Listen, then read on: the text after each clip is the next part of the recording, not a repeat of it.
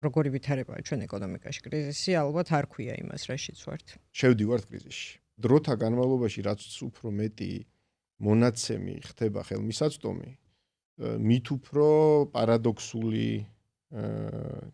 ჩანს ის რომ საქართველოს 25 წელს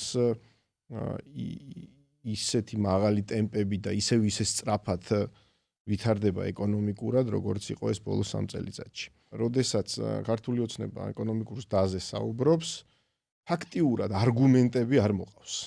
ხო? ანუ აი რის ხარჯზე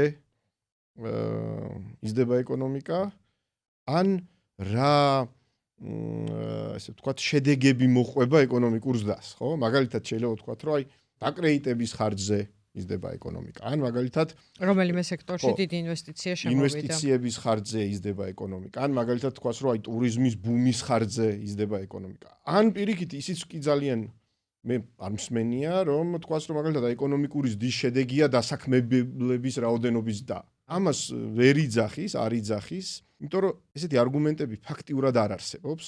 თითქმის ყველა პარამეტრი, ნასტასია, რაც გვაქვს ეკონომისტებს და ყველას, ვისაც ეს თემა აინტერესებს, გვეუბნება, რომ ქვეყნის ეკონომიკა მნიშვნელოვნად შენელდა.